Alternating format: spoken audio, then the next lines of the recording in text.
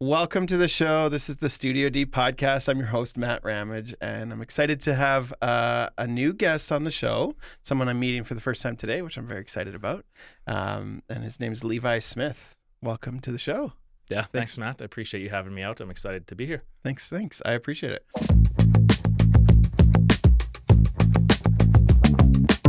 Levi is a commercial insurance advisor, and he, where did I have it in my notes? Oh, yeah.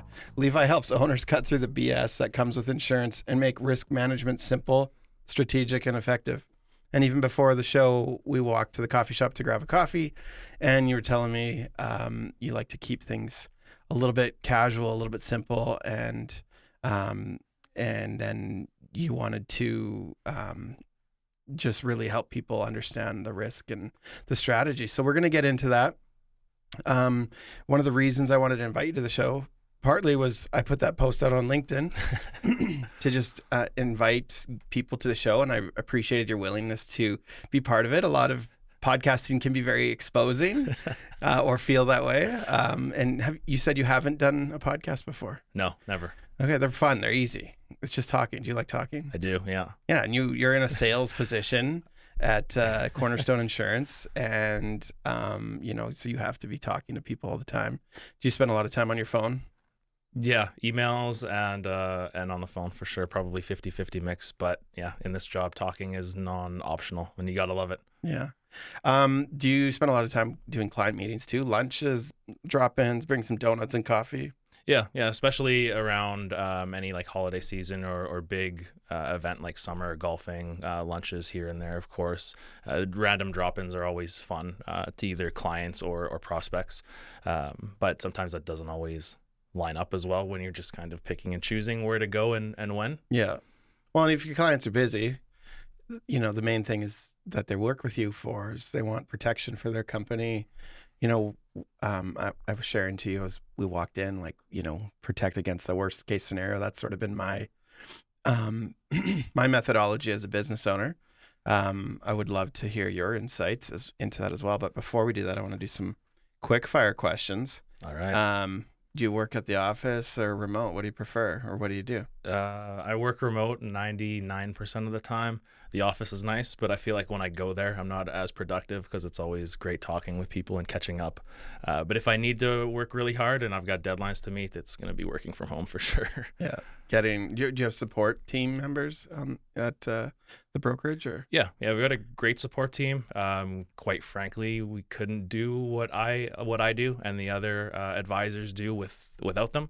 They do we call them backstage, and they do all the processing, all the certificate issuance, all the paperwork that makes the wheels go around. That's yeah. Good people on your team matter. Absolutely. So you like to go make sure you know people, see their faces, and is that one of the biggest reasons you'd go into the office? Yeah. Like it's important. Almost just to do the social side? Yeah, almost. We're very communicative through Teams. We have weekly meetings, and we're pretty close as far as a team goes. But we've got people in Prince Albert, Saskatoon, and Rosetown as well. So we're no strangers to meeting digitally. But there is just something about meeting face to face, having some FaceTime that you just can't replicate. You're coming into your 12th year of being an insurance advisor or commercial insurance advisor. And you grew up in North Battleford, you said. Mm-hmm. What brought you around? I saw you lived in worked in other cities like Swift Current. Did you move there, or you just worked remotely for them too? Or yeah, I moved to Swift Current. Started in North Battleford originally at a brokerage, and then moved to Swift Current for another opportunity in the same field. Loved living in Swift Current for the year and a half that I did. Such a great city, but felt like my ambitiousness was capped there. My potential was capped. So then I ended up moving to Saskatoon, and quite frankly haven't looked back since, which is funny because I always told myself that I'd never want to live in a city this big with so much traffic, and it kind of works out now that I rarely leave the house working from home, but I can't imagine living anywhere else now. Do you have family ties to Saskatoon or Swift, or is everybody back in North Battleford? Yeah, so North Battleford and my parents are in Hafford, so it's kind of like an interesting triangle when we hit the road. I've been there. To Hafford. for an agriculture project. I think really? it was Grains Connect. They had a grain terminal close. I think it was, we had a drive through there or something. Surprising. Not a lot of people really. I mean, Hafford, I would say, is well known in that area, but not a lot of people have been there. Yeah. So that's pretty cool. Small world. It's funny. You just start heading west, and all of a sudden, not too far from here, you start getting those rolling hills, like, and then Hafford's like, you go past Bigger, right? Yeah. And then Langham and Bigger. Yeah. Awesome. Or sorry, Borden. Borden, and then okay. My geography on I grew up in Saskatoon, so when someone says they're from a small town, unless I've been there, I'm like, I'm not too familiar. No, that's fair. I mean, there's so many across the province too. But I have been there. I drove through there. That's cool. Phone calls or emails? What do you prefer in your industry? Prospecting, definitely calling. When it comes to requests or something that is very specific, definitely emails. Like, you like having it documented just so it's in writing, you can go back on and... Yeah, that crystal clear clarity on what needed to be done or the details of a certain piece of equipment, for example, making sure the serial number is right there, either copy and pasted from like the lease documents or just directly from the client. So yeah, email is usually quickest way to get a hold of me because I try to spend a lot of time on the phone calling other people. Do you find that if you do a phone call, like, I have a problem where I'll do a phone call or a meeting, and then if I don't write it down right away or follow up with like what I was thinking or what I said I would do, it goes into the ether, and then all my good intentions don't mean much 2 weeks later when I forget. Yeah, I'm the exact same way. I find a lot of people are too. I know that I also kind of get like a almost ADHD about it, like start working on something else while the notes are processing or an email comes in and you jump to that right away. So I almost get a procrastination element to it too. Like, I know I need to write these notes down, and quite frankly, I hate like typing meeting notes. I hate logging all of those things. So if I don't do it right away and send that email right away or what have you, it's gonna get delayed, and I'll dread doing it. It's just like a mental thing for me too. You said, I have a question about your productivity. Like, during the week, like, you're jumping around a lot. You have lots of clients. Insurance is like pretty important, and probably a lot of, requests. Like, for us, we get asked for insurance certificates all the time with like an added insured, to go on site for a new client or something. Especially if they're bigger, they require it. Showing proof of liability and stuff.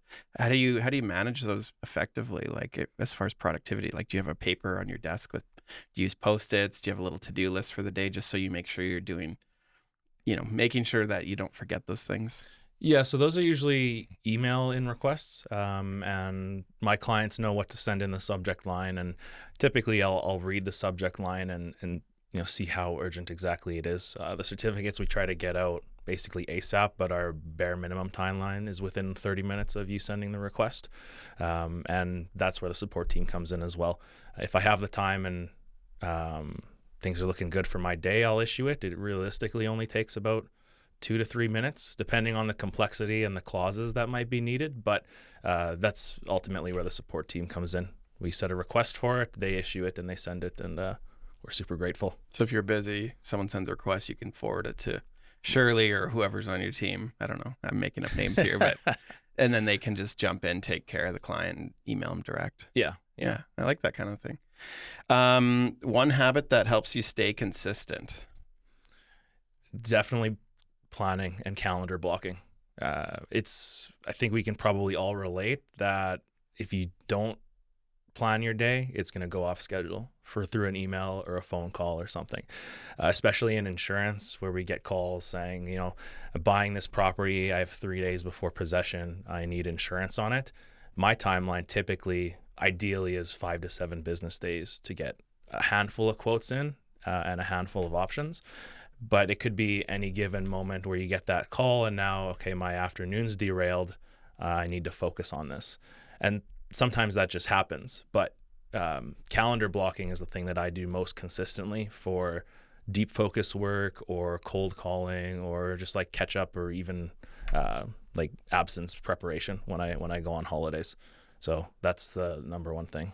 So we're gonna jump into some questions. This is more of a I really like, as a business owner, like I started out just wanting to take photographs. That was it. And then now we've grown into a studio, but so I've had to learn sales. Like that's part of my role. Part of our team's taken over that too. Like as far as we take lead calls, we call them discovery calls, but we take those. Yeah. We, cold calling is just something we're going to start doing. Nice. The easier part for us is like we just have a lot of clients. I've done this for 18 years, but just like reaching out to past clients is like better because they're already a warm lead. So, Yeah. how do you do your sales part? Like, and you've done this for 11 years, or you're coming into your 12th year in 2026. How do you kind of do that? Like, how did you learn how to do that? Did you just learn the hard way? Do you have some mentors? Do you read sales books? Do you just have the personality that kind of favors you to that kind of skill set? I think that would be great if I felt like I had that personality and it was like an inherent talent of mine. I don't think it is. And I don't think that you need the people that are more confident and charismatic are going to do better naturally, but I don't think you need to be a specific type of person to do well in sales. As long as you can be uncomfortable, put yourself out there, and ultimately interrupt people in the middle of their day, whether they like it or not. So there's no way around it. It's kind of just the school of hard knocks. Pick up the phone, make a call, do a drop-in, and you're going to be nervous. I look back at some of my very first call recordings or emails that I've sent, and I've just face-palmed at how poor they were. And maybe in retrospect, they weren't even all that bad, but just knowing what I know, experimenting with different things is critical. Like you just have to get out and do it. There's no book that you can read or script that you can use that'll prepare you for rolling with the punches of a real call. That said, my number one favorite book, and I wouldn't even call this a sales book per se, but Never Split the Difference by Chris Voss is a book that I think everybody should read. Is he the FBI negotiator? Yeah. So it'll help you with just talking to your partner, talking with your kids, any business relationship. That is the number one book that I suggest anybody read, period, no matter what like role you're in or what you do. I watched he did a masterclass, if you know what masterclass is. Yeah. So I got a subscription for it 1 year, and his was one of the ones I watched. And I remember, the negotiating, like my favorite thing he did was like how to be the most interesting person in the room is just ask questions, like get people to talk about themselves. Yeah, exactly. I assume that's in the book. But yeah. I really like that. And then he had this trick about it called mirroring, I think it was called. Yeah. So you might say, oh yeah, it's supposed to storm today. I gotta make sure my dogs have food. And I'd be like, your dogs have food?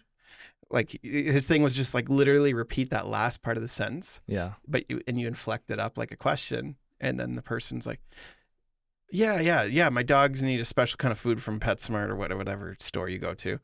And then the people just kind of open up about it, or I had a fight with my dad. It was really, blah, blah, blah. Oh, you had a fight with your dad? Yeah. We don't see eye to eye and everything. And, and then you keep doing that, and you get people to you pry open those pieces of like their intention and wants. And it's interesting, like, just like on the human side, like I like how you're recommending it to anyone, because it's like there's an authenticity to being curious about people. Even he was talking about like sales, the master class was probably geared towards the sales part. Yeah. I assume the book is too. But that idea of like you have to kind of care for it to actually work. Yeah. Not kind of care. Like you have to care for it to be authentic. And I really appreciated that. And I view it as like a lesson in curiosity. If you're just kind of interested in people, curious, like that, then it'll kind of work for you, So yeah. I mean, I love what you said about mirroring, because it's something I feel like people even just inherently do. Like it's just a human trait.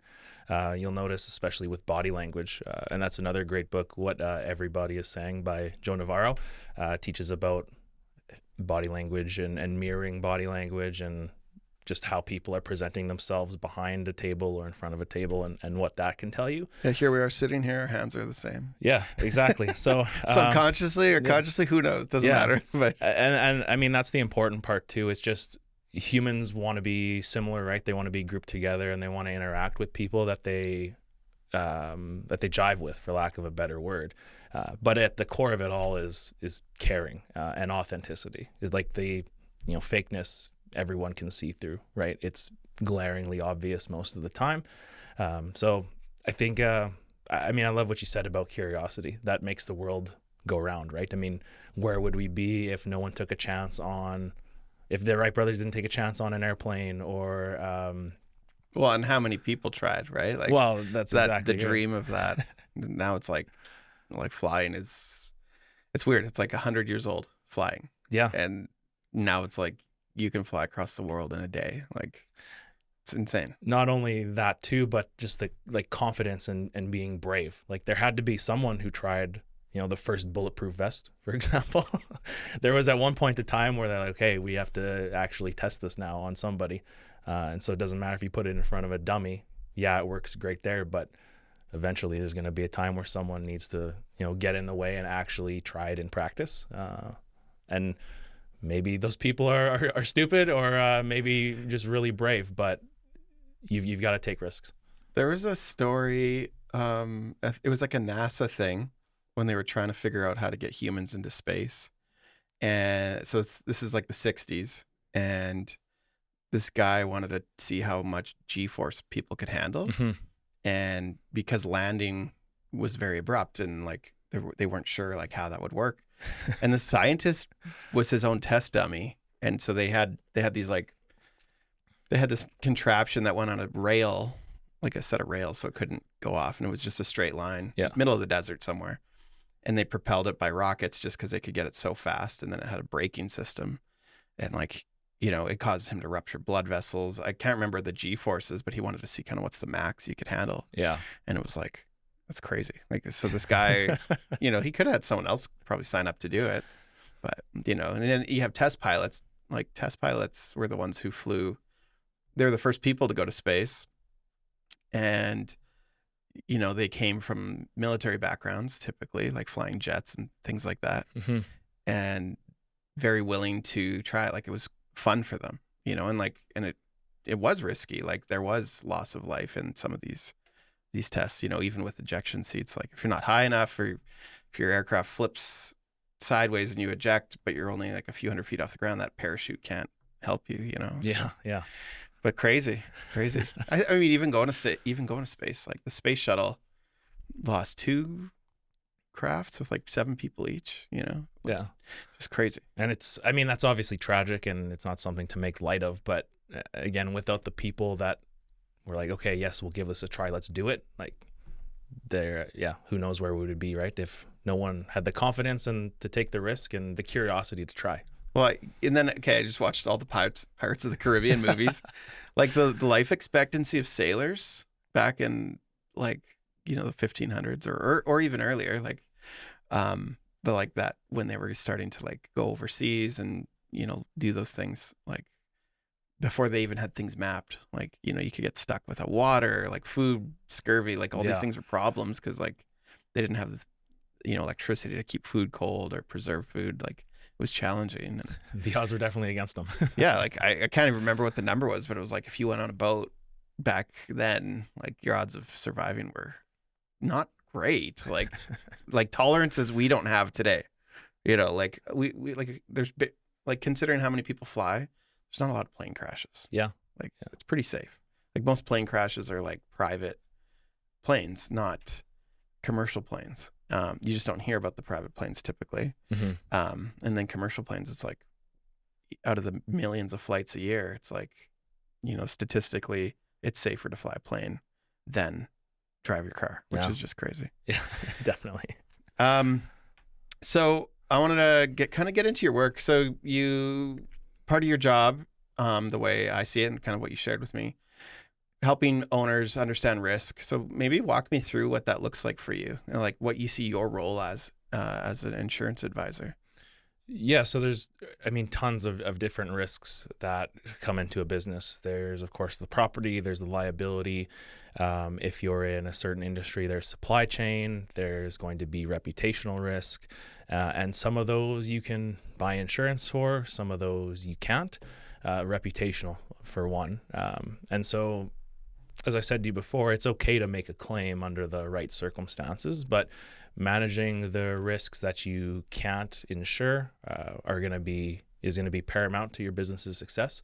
And even if you manage a risk like property or fire control on a building, it's important to highlight those things to the insurance company too, to paint yourself in a better light and reduce your premiums and reduce the perceived risk by the insurance company. So as a broker, I work with those companies to kind of coax out the stuff that the insurance companies care about, because I know what underwriters want to hear. I know what they want to see in an insurance application, and most business owners usually don't. I mean, they know what they're doing from a risk perspective and how they're managing it. So then that information goes to me. I spin it into a nice like narrative story, so to speak, and then that's when we tender it off to the insurance companies. So, And doing that work, the result of that is like lower premiums, better policies, more, maybe even more coverage, or coverage for something an insurance company wouldn't want to insure. Or what's yeah. So opening up the market. I'll give you an example. This was a condo that I insured this year. It had a lot of different claims for water, vehicle impact, stuff like that, and the market was pretty limited. No one wanted to insure them due to their claims frequency. But we highlighted a couple different things that they were doing, like new curb stops, annual and quarterly reminder for when the tenants leave on vacancy to have someone check in on the heating or drain the water and turn it off on the main valve for their unit. And a lot of that highlights preventative measures. So with that application, I took it to the renewal insurance company and a couple of others. And it depends on market conditions. There's a lot that goes into it now that's a little bit deeper, but ended up saving them around like 16 grand. And even with a lot of claims, which I quite frankly didn't think was possible, but the results were even better than I anticipated. And so, like the end goal, in my mind, is you don't want to make a claim. Like insurance is, it's not to, like it's never going to cover exactly what the whole cost is. Like it's going to probably and you probably can't insure downtime, or if you could, it's probably not super worth it. Like let's say you had a rental suite. Yeah. And you own a rental property. If the building's damaged and you have to repair it and evict, like temporarily get someone out, and you lose that revenue, that's not insurable, is it? It is. Yeah. Oh, you can? Yeah. So you can buy insurance. That's business interruption. Is it worth it though? Yeah, I've never seen a business interruption claim that hasn't been them worth having the coverage. There's a lot of different clauses in insurance that will limit or penalize a client. I'm gonna bring this out a little bit. No, I'm too close. No, you're good. You're good. You're good. That'll limit a claim or penalize a client, but there's certain things you can do about them, like negotiate them off, for example. And sometimes you just can't, so you need to be aware of them. But you're right. I mean, the best claim is the one that you never have. It's kind of a motto that I live by. But do you spend time educating clients? Like, you've seen in your work a lot of claims happen, so you see like probably trends in where people are actually at risk the most. Actually, you when we were getting coffee, you talked about water damage was that the biggest one you said for? Yeah, for like realty, usually it's water damage. Fire, the next one, but even with fire, there comes smoke and water damage anyway. So yeah, there's definitely trends in certain industries. So then part of your strategy is like even educating them on just like, here's some ways you can just avoid it altogether. Like you're talking about, procedures to prevent it, like the shutting off the water, things like that. Like are these things that these clients maybe didn't have integrated before you suggested it, or? Yeah. And there's nothing wrong with that. But in my opinion, the broker you use, whoever that is, should be a long-term partner and help you manage that risk. So, they're selling you insurance, and that's a great plan B, but insurance should never be your plan A. Avoiding a claim should be what you do at all costs. And that's, controlling what you can. And then controlling what you can factors into the premium you pay as well, and the story that we work together to tell the insurance company. It's funny. I have an example. So we're on 20th Street here, and right by Odd Couple, and one of my friends who has her business in the facility next door, the building next door. 2 p.m, someone walks by her car, sees her gym bag on the front seat, walks by again. It looked like they threw like the pieces from like a spark plug, like ceramics. Yeah. They had security footage of this, and this is in broad daylight on a work day. And this is a busy street. Like, there's always people here. Guy walks by, sees it, walks by again, throws these things. You just see like, it's just like so quick, grabs this bag, and the bag had her Ukrainian dance outfits in it. That was it. No. But it's like, to prevent that would be like, from that, I was like, okay, just never put your stuff in the front seat. Yeah. Like, just out of sight is like, even for us, like we have a policy, if we go on site or have to bring camera gear home for the night, like, it just makes sense to not come back to the studio. You just bring it in the house. Yeah. Just never leave it in the car. Don't leave stuff in people's view. I mean, that's like a thing at almost every parking garage. Like, they'll have a sign that says recent theft, even though the sign's probably been there for 10 years, right? Yeah. But it's like just, try to make things, you don't want to tempt people to do that. And I mean, that's in the theft world, but yeah, in other places, like, real estate, like, yeah, get rid of the snow on the roof, or I don't know. You have probably more anecdotes. I'm a homeowner. That's my only experience in real estate. I don't own this building, but I don't know. And it goes back to the basics as well. Like, there's so much to get wrapped in for complications and, data on risk management and trends, but just keep it simple, stupid, right? Focus on the basics and then elaborate from there. It's easy to get lost in all the complications, and then the core for what you should be doing or something so simple is missed, or it's an oversight. So yeah. What do most people misunderstand about insurance sales and risk management? Think that the biggest one is that it's needlessly complicated. And I mean, I agree that it is needlessly complicated. So maybe they don't even misunderstand that. But there's a lot that goes on behind the scenes that can be simplified. So, for example, when you're shopping for insurance as a business owner, you can go to multiple different brokers. And one of the biggest things I find people don't know is that the brokers themselves I like to use the illustration, we're all pretty much fishing from the same pond. So we've got like the same pool of 10 insurance companies, for example, and most of the time we're all going to go to like the same 9. So there's merits to talking to different brokers, interviewing them like you would maybe a CPA or a real estate agent, for example. But ultimately, you got to pick one that you can trust, who I guess interviews well ultimately. And that's how I approach it. When I talk with prospects, I'm like, I want you to interview me and make sure that I'm a good fit for you, and vice versa. But a lot of businesses will go to multiple different brokers, spend 30 minutes to an hour with them each, giving them all their information.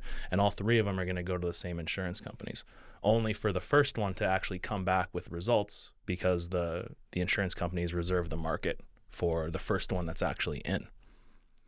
So that's what does that mean? Like, so if I go to 3 different insurance companies first, and I send an application in on a Monday, and then you go to another broker on a Wednesday, and that broker goes to the same 3 insurance companies, those companies are going to say, hey, we've already got an application from another broker. We're not going to quote to you. Because in theory, the quotes and the programs are all going to be identical, assuming, of course, you give us the same info. Okay. And you should be. But if they see your name come in from multiple different brokers, that can actually hurt your business's reputation a little bit. But you're going to be wasting your time, because you can only get one quote from one broker, and that's the one that approaches all the insurers first. So what would be a good question if you're vetting out a advisor? Like, there's probably some people who deep dive. I mean, I've had this experience in my life where, you just walk into an insurance company because it's the one down the street or the one your parents went to, That's a classic versus one. going to someone. And then I've had the experience of going to someone I know. Yeah. And then all of a sudden they're asking me way more questions than the first person ever did. And I'm like, oh, this is weird. And then in this one particular story, the more questions led to we got a way better rate, and we were on paper covered more for what I actually was concerned about, and it was very clear what I wasn't covered for. And having someone go through that, walk me through it, that meant a lot to me. So yeah, and that's exactly what should be done. I mean, business owners are only going to care to some extent, right? Some just want to pay the bare minimum premium. They don't care about extra questions. They don't care about truly understanding the product and how it works, and that's okay. There's no right or wrong response. But if you as a business owner take the time to work with your broker and educate yourself, as long as your broker is asking you the right questions, which obviously they did, I mean, the results speak for themselves. So to answer the question on what a business owner could ask a broker as like an interview, what insurance companies do you plan to go to, or what's your strategy for when you represent me to the insurance companies, or what does your renewal process look like if we're a year down the road and we end up working together. There's renewal strategy meetings that I like to have annually, and some clients even require or prefer quarterly or semi-annual touches as well. So just making sure that we're all on the same page about communication and what our strategy is and how we're going to serve you from the first date of the policy to 3 or 4, 10 years down the road. It's all important info to have. Do you have any like industries you kind of specialize in, like that you just by chance the clients you get are a lot from a certain industry, whether it's agriculture like farms, or you said real estate earlier, or do you have anything you specialize in? Yeah, I feel I jive best with contractors, like realty, commercial realty specifically, and professional services. And I found that there's kind of a very nice Venn diagram of all three of those, because most contractors, when they're big enough, they'll own their building. They might have investment properties as well.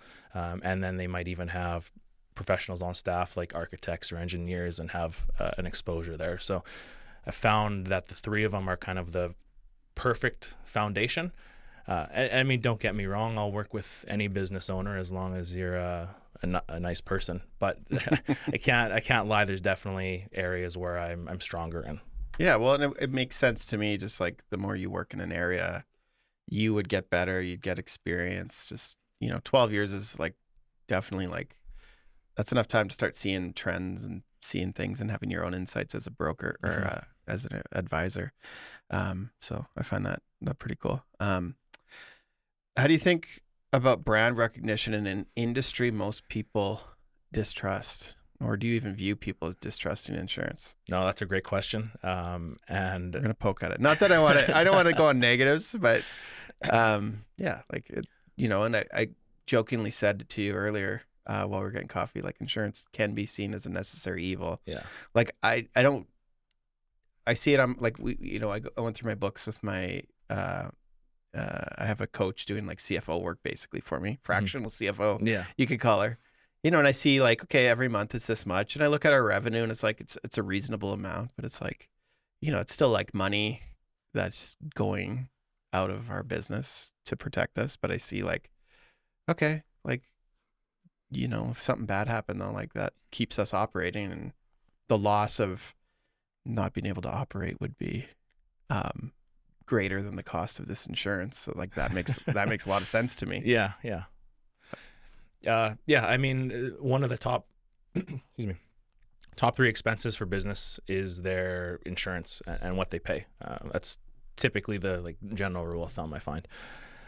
Like after employees and your like rent, lease, and equipment, then it's usually insurance is top 3 or top 5 in that list.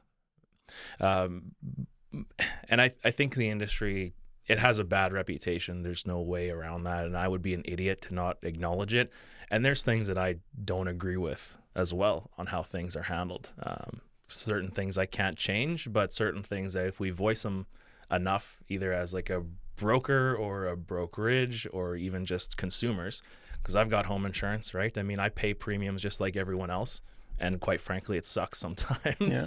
But And yeah, not necessarily. I'm not even talking to necessarily to your role, but like people not getting a claim that went through. That Yeah. more that side of it. Yeah. Not like insurance brokers and advisors are, not there on the team of the, the consumer. But yeah. Yeah. One of the big things, and this just happens with a lot of auto claims, is that it feels like immediately an adversarial approach. Like I'm going to need to negotiate with this adjuster to make sure that I don't get ripped off. And there are some that are definitely better than others. There are some that are more straightforward and will give you, what's actually fair based on comparables. But there are, other adjusters that you do have to push back on, and then they give you more money once they do that. And that doesn't look good. Like who gets excited about having a claim knowing that they're going to need to fight for what they feel they're entitled to? It does. Well, I have a funny story. Well, not funny. Everything's okay. But my son got hit by a car on his bike, like 4 months ago, like September. Yeah, like early in the school year. Yeah. He biked to soccer practice, and then he's biking home. He's biking across 8th Street, and a guy hit him. Wow. And then we had bought him a bike in April. Like to me, that's brand new. Mm-hmm.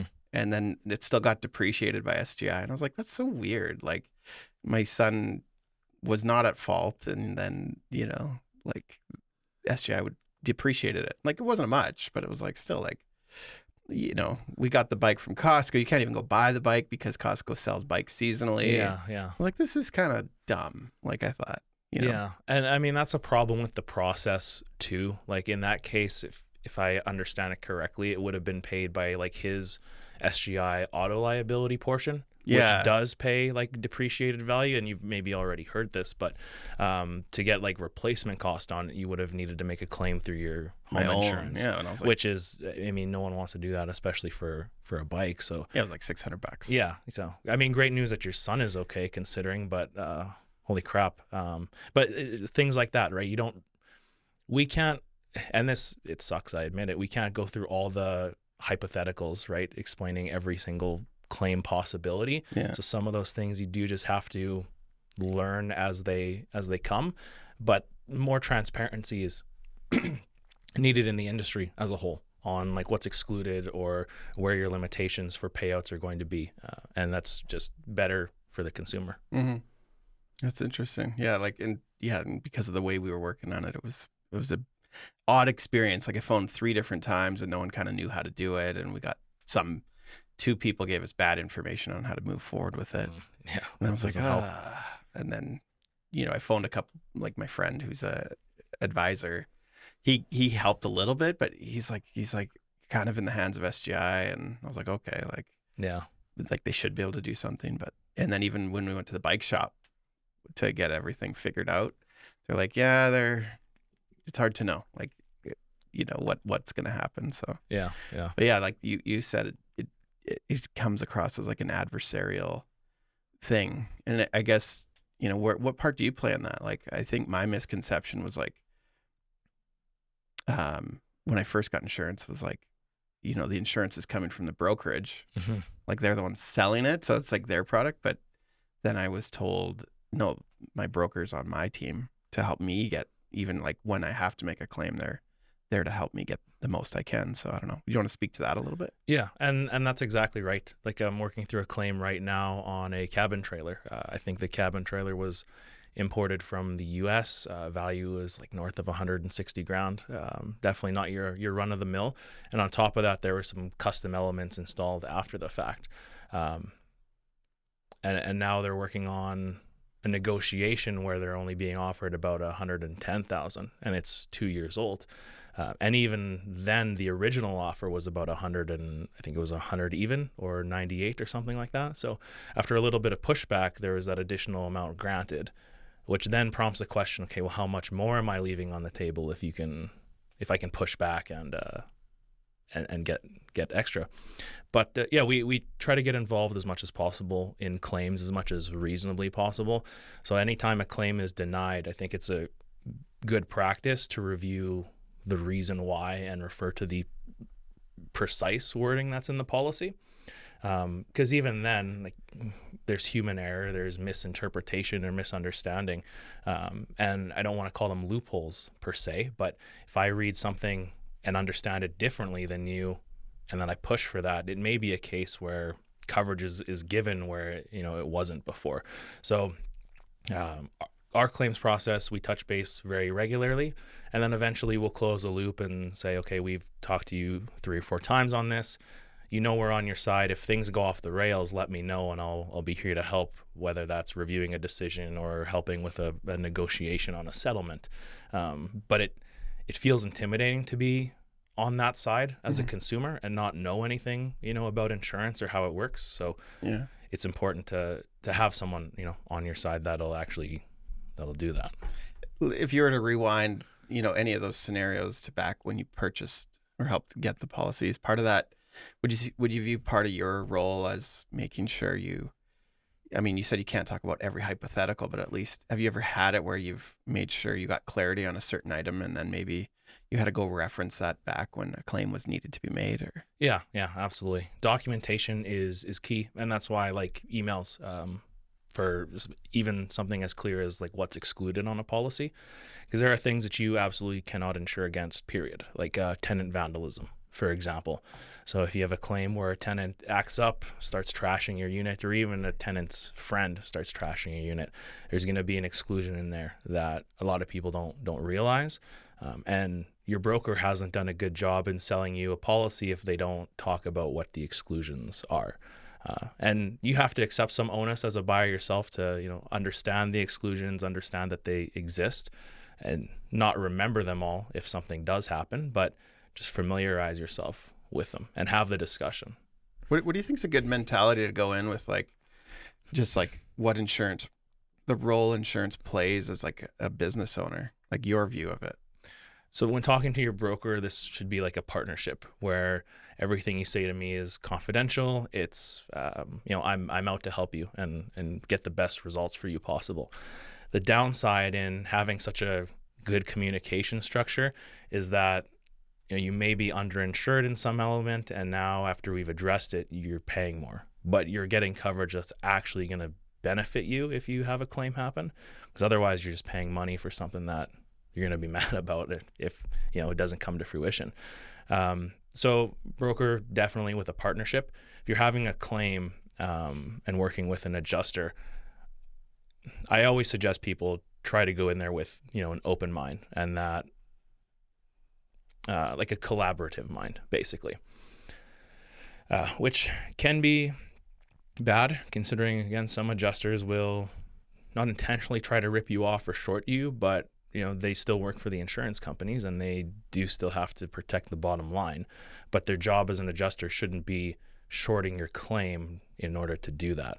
But collaboration, I think, is the biggest thing, no matter if it's with your broker or an adjuster. Like, just curiosity, collaborative is the foundation, I guess, in the short answer. And then even just like what role it plays in your mind as a business owner, like what, like I've heard people talk about life insurance, and, one of my friends, his mentality of it before he did this course about just sort of financial planning, but he's like, yeah, I thought life insurance was sort of like as a consolation to, the tragedy, if you lose your spouse or something. It's an interesting way to put it. And then his understanding after this course was more like, oh no, it's like, okay, this is why you would do a life insurance. You get it. Like, the recommend in this particular program was 10 times your spouse's income. And the idea of that is it stops you from, like, you throw that in a money market, you can get it, that'll give you years of time and keep that income replaced for decades, like, especially if the money's in a good portfolio or something. Yeah. And then his view of it really changed. So yeah, I don't know. As a business owner though, like, what's, what would you say is the point of insurance in your mind? To protect against anything that'll seriously bankrupt or hurt your bottom line. I mean, as a business owner yourself, right? You've said you've been doing this for 18 years. You've got a lot of relationships, a lot of connections, right? And there's probably not a lot that would fully stop the business in its tracks to a point where you would go bankrupt. But there's stuff that can happen to your equipment, to your studio here that would significantly hurt your bottom line if it wasn't insured. And that could be thousands of extra dollars that you spend on something else or take out of the business to improve it. It's just risk transfer at the end of the day, right? And you pay premium for the insurance company to ideally reimburse you if something catastrophic happens. And it's not like, it's not like a full replacement of the whole lost income. Like, it's definitely like, I don't know if there's any, I mean, you said there's income replacement, but like still, it's cost of time and stuff, but it's just like to avoid catastrophe, like to take a catastrophe from like, or I guess to turn it from a potential catastrophe to just like a road bump sort of thing.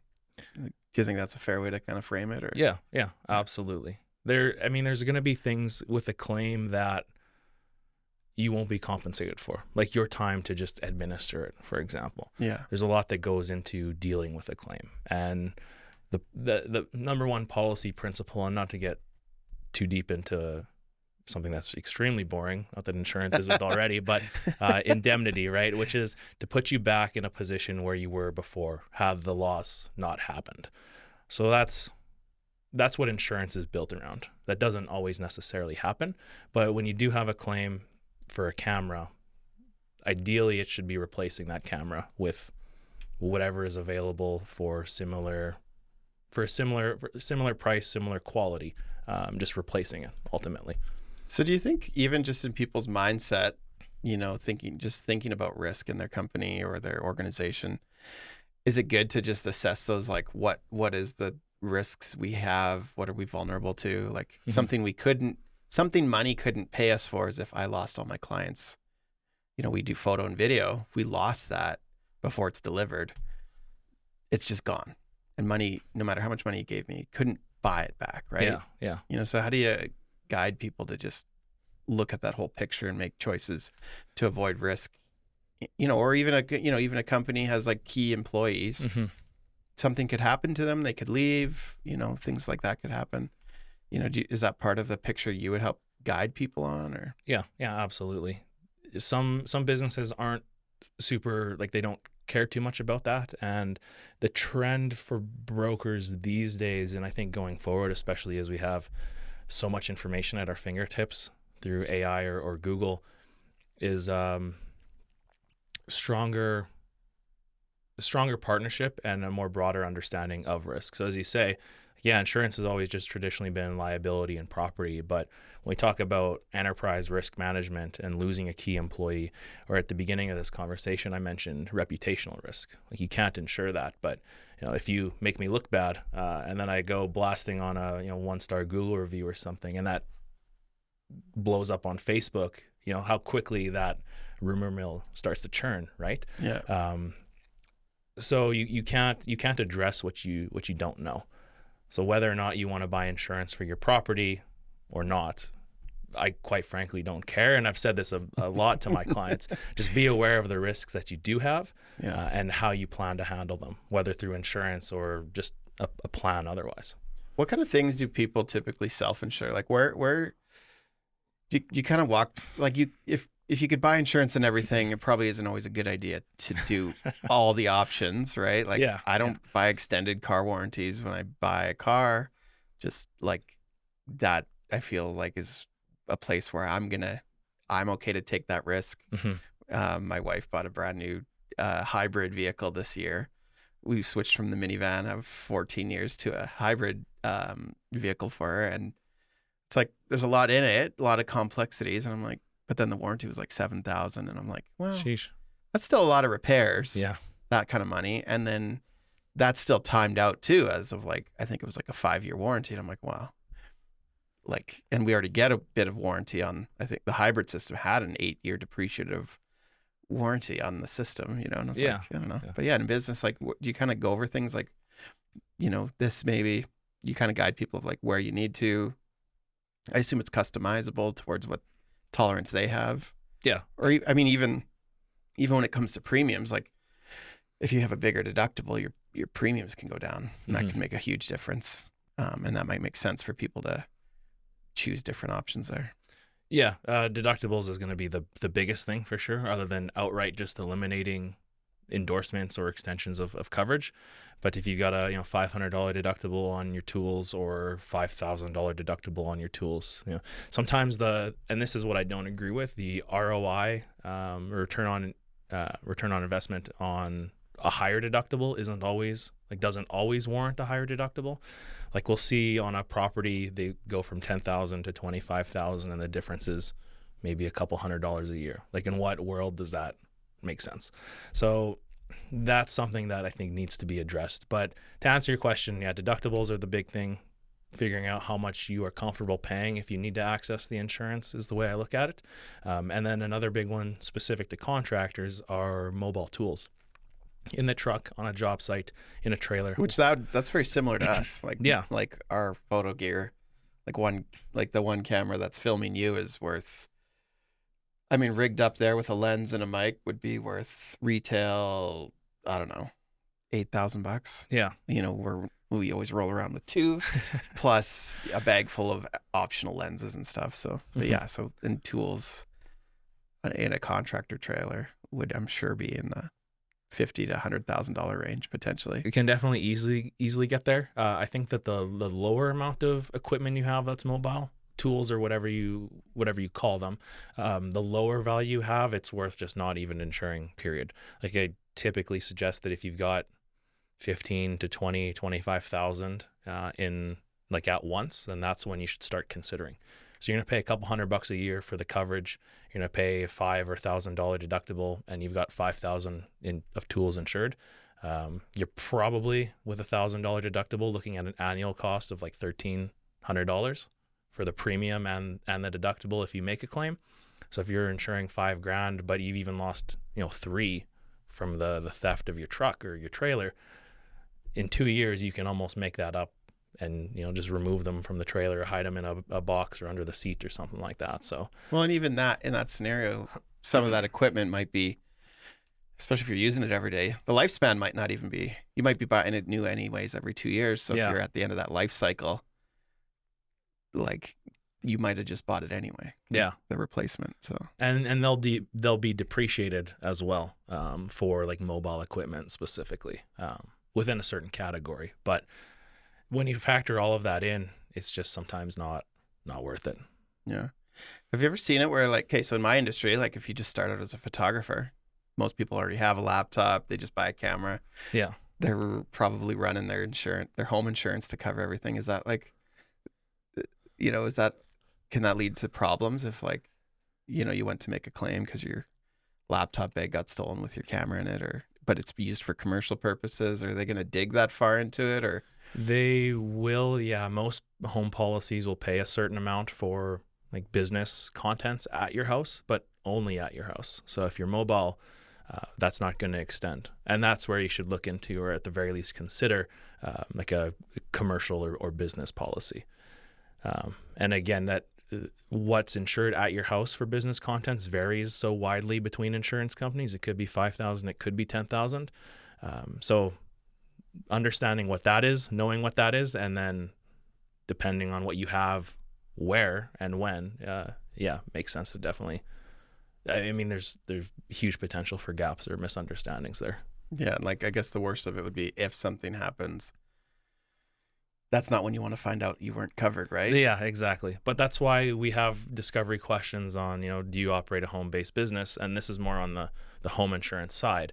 But do you operate a home-based business? How many visitors do you have at your home a day if you operate a business? So there's paths that we go down to try to identify that risk.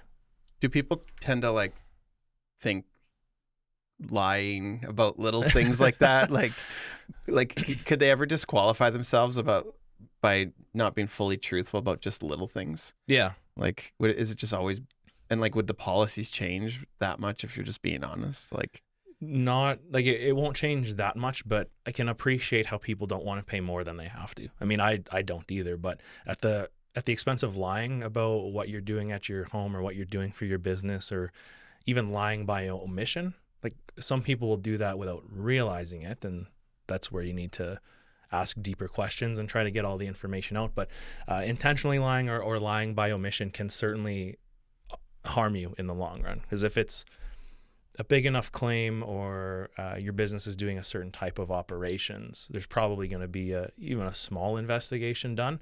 And if you've lied on what you've declared for your property or what you do as a business, I mean, yeah, you could be looking at just a denied claim outright and with almost no ground to stand on. or worst case scenario, like insurance fraud. Yeah, I mean, insurance fraud. If Does you that get happen much around Saskatchewan? Yeah, specifically in vehicles. There's an article that's put out every year by SGI, I believe, that highlights what they've, like some of the more famous fraudulent cases that they've discovered, and how much that would have saved in like payout dollars. And fraud hurts everybody, obviously. Like if they pay out claims that aren't justified or warrant it, then that's reflected on everyone's premiums. So it just hurts everyone at the end of the day. But it's always an interesting read. Like there'll be people that outright lie when they make a vehicle claim about it being stolen, or about ditching it and lighting it on fire and claiming that it was stolen. And I don't know how I've heard with skidoos, people would put a rubber band around the throttle and let it go over the river. Yeah. Like I don't know anyone personally, but my father-in-law told me they live in Warman. He's like, yeah, there's stories about that kind of thing. Yeah. And I mean, that one seems like it makes more sense. Like a snowmobile sinks to the bottom, you got to pick it up out of there, but there's a rubber band around the throttle. Obviously something doesn't add up. But how they investigate claims like these and figure out their fraud is beyond me, but it's really, really interesting. Well, even the fact that people lie means you have to investigate. Like if everybody's honest, you'd never have to do that. Yeah. Other than just to make sure information's accurate. But yeah. Well, now you're just describing like the perfect world if nobody lied and everyone was. Yeah, you wouldn't need theft insurance, and then it's kind of interesting. I got a couple more questions for you. I'm just gonna make sure we've already answered a few of them kind of indirectly. I think we've talked well about insurance. I like your insight. I like the way you're kind of painting the picture. Like I think insurance is one of those things unless you like, I don't, to be a business owner, you don't like, there's so many things to learn, and like, there's some basics, I've had to learn about insurance. So to hear like a broker's role and an advisor's role in the life of a business, like it's a pretty key part to just not just know what you're covered for, but like probably just as important, know what you're not, learning where the risks are. Again, like that example I gave of our own data. So we have a server now. We bought our own servers, and I actually have a duplicate one off site. It's at my house. If this place burns down every night at 11 p.m., it syncs over to my house. So the worst case scenario is if it burnt down before, after work hours, but before 11. Yeah. All I've lost is a day. Yeah. That's it. And money can buy that. And then that second box at my house, like that I actually view that as an insurance policy almost, like because I leased it all, and it was like 30 grand we invested into our own server to get it working the way we wanted, and then hiring some IT people to set it up so it's working. But yeah, just like understanding that risk is like, okay, that's actually our biggest liability, is if we do work and can't deliver it. Like especially we shoot weddings and stuff. Yeah. Or for corporate events, if it's like a one-off event, the reputation damage from that would be like, to lose that it would be pretty devastating in my industry, I feel. Plus it could be expensive if we had to reshoot something that, we do lots of projects where people are flying in for it, or, or just, you couldn't recreate it. And like, best case scenario is the customer wouldn't want, like they wouldn't pay. But I imagine on a wedding, especially, like it would be, I've heard legal claims actually about it. Like I heard this story in the States. This couple got divorced and they still were suing the photographer for the wedding photos. And I'm like, by principle, they owe them. They did pay for the thing. They owe them.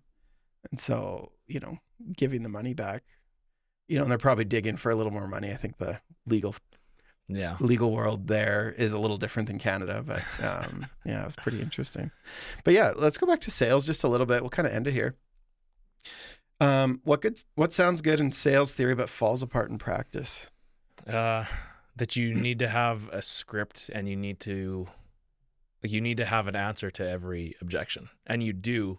But there's variations. Like if I call somebody and say, hey, no, we're not interested, I need to have a way to like pivot that. And there are people that are genuinely not interested, that don't need help, don't want help, have a 30+ year relationship with their broker or know them personally.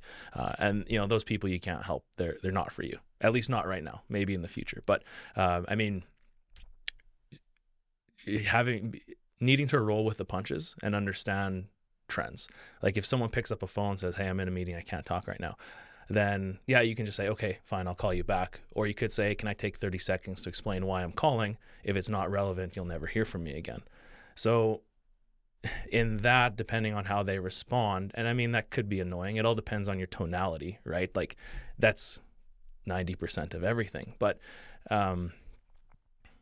you have, overcoming objections and understanding which ones are legitimate objections or which ones are just being like polite brush-offs.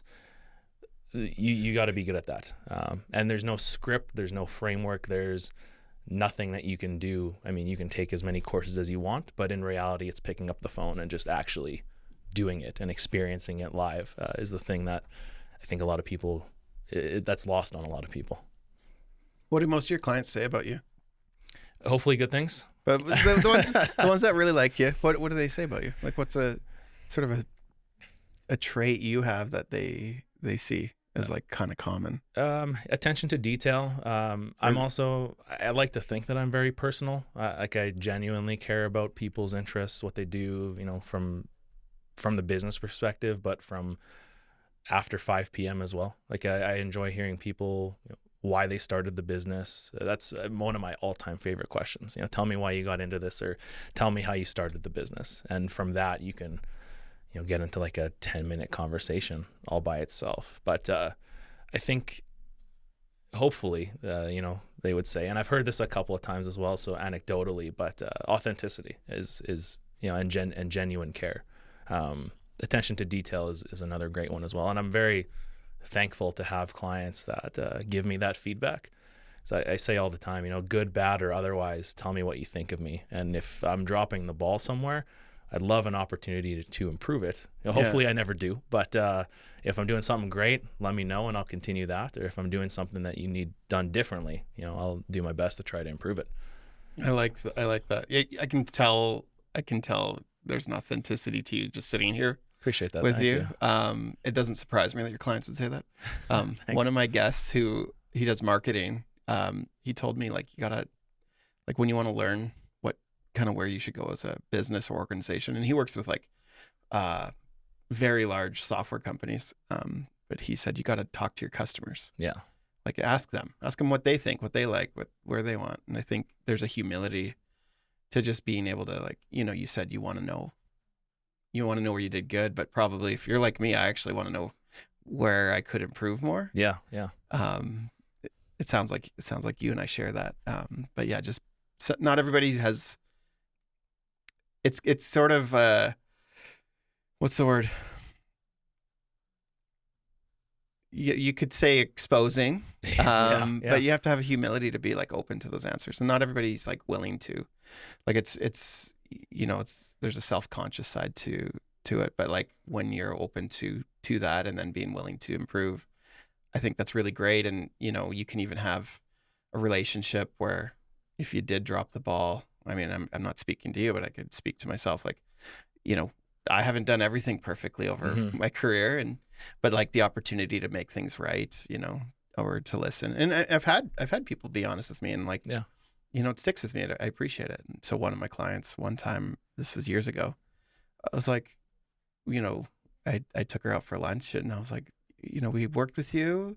We'd like to keep working with you. Do you mind asking, if there's any things we could improve, or like any places? And she openly shared, and I was like, oh, not a lot of people say that to you. Like Yeah. even on the customer side, it takes a lot for them. But when you have that relationship, they can share that. And I mean, even you as a, working with clients directly, like you probably have some insight into how they're feeling, any frustrations, or maybe it's just an email that maybe comes across a little frustrated. You just jump on the phone and, hey, no, that definitely wasn't my intention. Yeah. Let's just get things straight, make sure you're taken care of, and just see where, like, own if you've missed the mark or whatever. Mm-hmm. That's a phrase I learned from my mentor who taught me photography. It's like if someone comes frustrated, just like make sure they feel understood. And I think that's even a Chris Boss thing. Yeah. It's like accusation audit, I think, is kind of like the path that's going down. But yeah, own if you've missed the mark. I mean, that's a great one. And that was his line was like, I'm so sorry we've missed the mark. Like, and it's like, it's just like a mismatch. Like whenever someone's like on the unhappy side or frustrated side, it's just their expectations and what you did weren't lined up.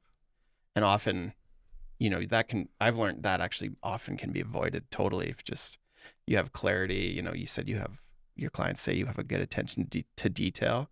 Those things really avoid you even getting into those places in the first place. So anyway, last question. What's one belief or approach that's helped you simplify your work and get better results? I alluded to it earlier, and it just keep it simple. To go back to that last question you just asked me too about communication, you'd be amazed at how many problems can be solved with just having an honest, heartfelt, like human to human conversation about what needs to be better, what's already great. And that just goes to any relationship with your spouse, with your kids, with your, brother or sister. Dials it all back down to communication, to be honest with you. Love it. Thank you so much for being here, Levi. I appreciate it. It's been fun. I'm going to give a little shout out. So you can find Levi on LinkedIn. That's where you found me, actually. Let me just go. Where's my notes? Oh, it went on. I don't know where my outro went. Where can people find you? Just tell me. I said LinkedIn, but LinkedIn primarily. Cornerstone Insurance, working from Saskatoon, trying to grow out here. We'll put the link to your website in the bio of the episode, or sorry, not bio. Link in the show note description or whatever. Perfect. Yeah, and like I said, happy to work with anybody as long as you're a nice person. So if you've got frustrations with business, not that I'm trying to sell myself out on here, but frustrations with business, feel free to reach out. And I appreciate you having me on here, Matt. It's been a lot of fun. Yeah, great to get to know you. Thanks for being here. Yeah, likewise.